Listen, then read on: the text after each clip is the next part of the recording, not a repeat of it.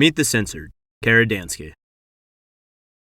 The feminist author of The Abolition of Sex has become the ultimate example of a new propaganda phenomenon, which denounces leftists as right-wing when they say unpopular things. 2 years ago, in February of 2020, The Washington Post published a piece called "Conservatives Find Unlikely Ally in Fighting Transgender Rights, Radical Feminists." The essence of the article was to describe groups like the Women's Liberation Front, or WOLF, full of people with decades-long track records as leftists or feminists, as not merely in temporary agreement with conservatives on trans issues, but actual converts to the entire conservative cause. The piece described WOLF as fringe activists who argue that advancements in transgender rights will come at the expense of women's rights and have been shunned by modern progressives, who call them a discriminatory right-wing group disguised as feminist. The piece was one of countless examples in which leftist or independent critics of mainstream fixations, from Russiagate to the campaign of Joe Biden to war in Ukraine, are reclassified as right-wingers and Trump supporters. The far left, libertarians, Greens, and other assorted malcontents used to be just ignored by popular media, but now they don't even enjoy that privilege.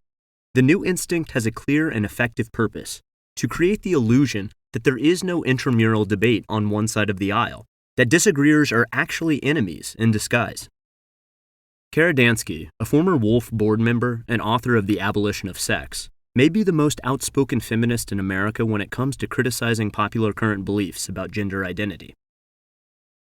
A former ACLU public defender, she's focused heavily on the presence of biological men in women's jails, and for her troubles has been essentially booted out of mainstream progressive politics. As I noted in a review of Matt Walsh's What is a Woman?, I originally sat on this interview in an effort to avoid dealing with blowback from trans activists. I apologized to Dansky this week and also asked her thoughts about the film. Dansky is an intense, sharp interview and also a fluid and purposeful author. Ages ago, as a dumb jock, I picked up Andrea Dworkin's 1974 Woman Hating as a joke and found myself engrossed in reading to the end. Dansky's book, The Abolition of Sex, isn't written in the same kind of fulminating, entertainingly rageful prose, but it is a persuasive exercise in no-bullshit argumentation. I recommend it even to people who are inclined to disagree with her. In these passages, she talks about the corruption of language. The entire English language is being manipulated and twisted in order to obscure the reality of sex. In June 2021, the Biden administration replaced the word mothers with the words birthing people in a section of a budget proposal regarding infant mortality. In a guide on safer sex for trans bodies, the Human Rights Campaign urges readers to refer to a vagina as a front hole and to a penis as a strapless. That our language has changed so dramatically as to make the natural, material reality of sex nearly invisible, with so little public debate, is astounding. If we cannot talk about sex, we cannot talk about sexism. If we cannot talk about sexism, we cannot fight back against it. I asked Dansky about these and other questions in an interview earlier this year. At the time, she had just done an interview with Tucker Carlson, so I asked her about blowback. Taibbi, you wrote for The Federalist and you just went on Tucker, and it's clear that you're uncomfortable about this to a degree. If you had a choice, would you be using these outlets? Dansky, it's really interesting, because my choice would be to go on more mainstream, left-leaning outlets. Absolutely. I would love to have a conversation with the New York Times, with the Washington Post, with MSNBC, CNN. I would love to do that. They are not, seemingly, willing to even have a conversation about this. So I go on conservative media because conservative media will have me. It turns out that there is actually an advantage to doing that, which is that even though it's my party, the Democratic Party, that is driving the rush to abolish sex and law in society, my view is that Republicans are not doing enough to stand up to it. By going on conservative media, even though that is not my preference, it's actually an opportunity to inform conservatives about how important it is and how dire the consequences are for women and girls of abolishing sex and law, because I think a lot of conservatives think that this is just a crazy lefty issue, and they don't really appreciate how important it is. Taibbi, could you talk about the difference between sex and gender for people who don't understand that? Dansky, sex is grounded in material biology. It's what we all learned in school. All human beings are sexually dimorphic mammals. We are part of the family of mammal, and so all of us are female or male. Females have a chromosomal makeup of XX. Males have a chromosomal makeup of XY. Females produce large gametes called ova. Males produce gametes called sperm. This is all very basic biology. That's what sex is. Gender, on the other hand, although the terms are very frequently used interchangeably, is more about sex stereotypes. Women stereotypically like pink, men stereotypically like blue. Women stereotypically are nurturing, men stereotypically are aggressive. These are stereotypes that we all have in our minds about what boys and girls are supposed to be like, what men and women are supposed to be like, and how we're all supposed to act, but they have nothing to do with our biology. Taibbi. I've known some people who identified as trans or as women in my life, who wanted to be called she. As somebody who's grown up with a liberal sensibility, my first thought is, well, if that's the way they feel, I respect that, and so I go along with it. I always felt like that was the right moral thing to do. Is it not? Dansky. Yeah, a couple things. I really think the use of so-called preferred pronouns, I think it messes with our head. Just as you were saying that, I noticed you kind of struggling with it, because I know you want to use she to describe your male friends who identify as women to be kind, but it's not easy. There's a conflict in your own mind about that. I think that's very deliberate, not by your friend. I think it's a deliberate move by this whole gender identity movement to get us to be confused and to question our own understanding of the truth. The other thing on the topic of kindness and compassion, I honestly think the kindest and most compassionate thing we can do for anyone who is genuinely confused about their biological sex is encourage them to accept themselves as they are. Taibbi. Part of the reason that Middle America became accepting of the idea of gay rights was that they were persuaded that there was some biology behind that people are born that way. Yet now there seems to be a different, or almost opposite theory, that biology is not absolutely determinative. Do you connect transgenderism to something like sexual preference, or is it a different kind of idea to you? Dansky. It's a whole different thing. Sexual orientation is grounded in the material reality of sex. Straight people are attracted to the opposite sex. Gay people are attracted to the same sex. Bisexual people are attracted to people of either sex. That's all grounded in attraction to others. This whole identity thing has to do with one's own feeling about oneself. It has nothing to do with sexuality. The inclusion of T in the acronym LGB was an ingenious political strategy because it persuaded Americans across the political spectrum to think that there is a coherent category of people called transgender for whom sex is irrelevant. I think you're absolutely right that part of the reason the gay rights movement was so successful was by persuading people, Middle America, that it's innate. That's a very controversial topic. There are a lot of lesbians who will say that they felt compelled by society to be in relationships with men, and then they made a political decision to stop being in relationships with men and only be in relationships with women. That's a political choice. That's a controversial stance. I don't know if you want to get into that, but FYI, it's very controversial. But adding that T, I think it was an absolutely ingenious political strategy, because this whole thing is an effort to persuade ordinary Americans that biological sex doesn't exist. If the proponents of this ideology had simply said, biological sex doesn't exist, ordinary Americans would say, what are you talking about? Everybody knows how babies are made. So they made up the T, they made up the word, and then they got it attached to what was a very legitimate and a very successful civil rights movement. Taibbi, can you remember the first time that you had a dispute with a colleague about this issue? When was the first time that you first noticed that you might have a conflict with people who, until that point, had been friends or allies? Dansky, I didn't get involved in this issue until 2014. At that point in my life, I had been doing criminal justice reform work for about 15 years. Then I kept doing criminal justice reform work as an independent consultant, working on drug policy and immigration policy and mass incarceration.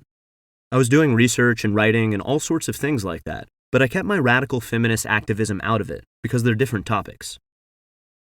Then one day I had a client who called me up. This would have been 2017 or 18, and this client called me up.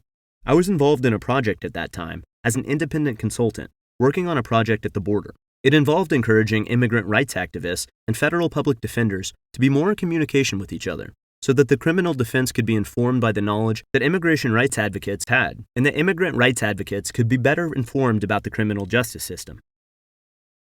Basically, she called me up and said, I have to have a very difficult conversation with you. She said, one of our partner organizations thinks that your involvement with this project is toxic because of the things that you have said about sex and gender, so I have to take you off the project. And she canceled the contract.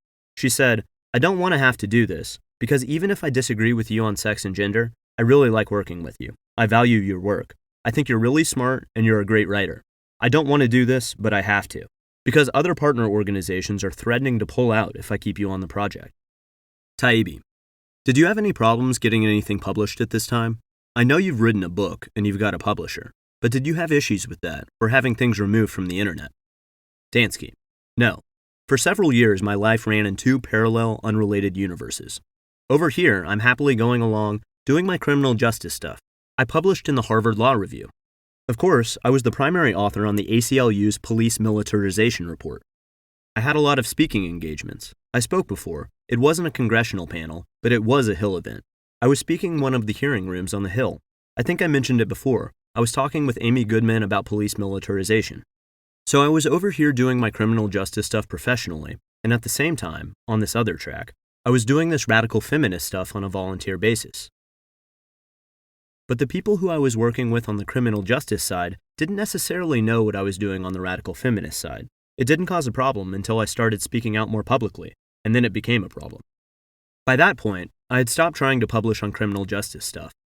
I was sort of done with that part. Then the universes stopped being parallel. My involvement in criminal justice no longer exists because I can't get work in the so-called progressive criminal justice reform movement. Taibbi, what happened with the Washington Post? There's a little bit of an omerta not only about the issue, but about who's talking about the issue, correct? Dansky, yeah. In February 2020, I went to Seattle to join a panel that was being hosted by the Women's Liberation Front, and it was called Fighting the New Misogyny, a feminist critique of gender identity. 2 of us on the panel were registered Democrats, 2 of us on the panel were not Americans, but leftists where they live. Samantha Schmidt at the Washington Post covered it, to her credit, but she framed us as being right-wing and advancing a right-wing agenda. That piece in the Post was out sometime in February 2020, and in it, she referenced a Heritage panel event from 2019. In that, she puts feminist in scare quotes. I don't know why. She doesn't suggest that there's anything to undermine our feminist credentials. Taibbi, there's an interesting passage in The Abolition of Sex where you talk about how feminists are used to getting this treatment from the right, not so used to getting it from the left. What's happening there? Dansky, I think a lot of people are very confused, and I think that's completely understandable because our media has confused them. I think people really don't know what's going on. There's a bill I don't think we've talked about called the Equality Act. It was originally introduced in 2015 by Senator Merkley. If you read about it in mainstream papers, it'll say that it's meant to protect LGBTQ people. But what it does is completely redefines the word sex to include so-called gender identity. It does that explicitly. It says, sex, including gender identity. Mainstream liberals have no idea what the consequences of that are. For example, in California today, there is a public accommodation state law that defines sex in the most ridiculous, garbled, meaningless way. But one thing it does is includes gender identity. It was on that basis that a man was permitted to enter the women's section of the nude spa and expose himself, basically. The Equality Act would do what California already does in public accommodations all over the country. Any man can enter any space that is supposed to be designated for women whenever he wants on the basis of his so-called gender identity. Taibbi, critics will say, so what? What's the real consequence? Why shouldn't we just get over it and change our thinking, as was done with other movements? Dansky, we're literally dealing with a situation today where female prisoners are being housed in prisons with male rapists and murderers. That is actually happening. That's not theoretical. I really think that needs to be a national scandal, and I don't understand. When a local Seattle station picks up a story in March of 2021 about male prisoners and rapists being housed in the women's prison, and not a single national outlet picks it up, I just think that's astonishing. That's very real. It's literally happening today, right now. Taibbi, here's the disconnect for me. There's so much attention and sensitivity to the issue of violence against women in all other arenas, except this one. Do you have an explanation for that? Dansky, it is astonishing. Well, I don't really get to ask that question to people on the left or media. When I ask that question to conservatives, they're blown away. They agree with the question, and they don't understand it either. But you're right. If a man exposes himself on a bus, he will be charged with a crime, rightfully so. The victim of that crime is going to say, this is an example of me too. But if a man exposes himself in the naked section of a women's spa, under California law, he gets to be validated as stunning and brave. The reason you're having a disconnect is that it doesn't make sense. Often, I forget. I reached the point a long time ago that I just had to accept that this doesn't make sense. It doesn't make sense in terms of logic, and it doesn't make sense in terms of politics. That's just the situation we're dealing with. Taibbi. Matt Walsh of the Daily Wire just came out with a movie called What is a Woman? I've talked to some critics on the left who liked the movie, but were a little frustrated, essentially because they were there first, but were ignored. Did you see it, and what's your reaction? Dansky. Of course feminists are angry that Matt and others like him are being hailed as leaders in this fight. Feminists have been doing this work for decades, and we hardly ever get a platform for sharing our leftist feminist critique of gender identity. But I have an even bigger problem with conservative men like them, which is that they are being politically naive. If our society is going to be able to shift this narrative, it cannot be a story about the big bad religious right against a poor marginalized community. The right is going to lose that particular battle. I appreciate a lot that's in the film, but approximately 0 Democrats are going to be persuaded by a Daily Wire production featuring a Christian conservative traditionalist. They need us. But they ignore us because they either don't realize this, or they do and they just don't care, and because it would not advance their traditionalist conservative agenda to credit feminists with having accomplished anything positive. Taibbi. Lastly, I grew up in the 70s, 80s, 90s. A liberal was the person who was willing to talk about anything, had a sense of humor, was willing to entertain far-out ideas, didn't get offended easily, and would have had a theoretical discussion about anything. Then all of a sudden, it feels like in the last 5 years this dynamic has just been turned on its head, and this issue is probably Exhibit A as to that phenomenon. Do you have any thoughts about why? Dansky. No, I grew up in the same time frame. You mentioned that I say in the book that we expected this kind of misogyny from the right. We didn't expect it from the left. That's true. My friend at the Seattle event in 2020 that I mentioned, she made the additional point that we expected authoritarianism from the right. We did not expect authoritarianism from the left. But that's where we are. As to why, I don't know. As to why on this particular issue, I don't know. It's just mystifying to me. It's just mystifying. Why can't we talk about things? There's just no study or nuance. Taibbi, thank you so much. Dansky, thank you. Thanks for listening to the audio version of this article. For more, visit taibbi.substack.com.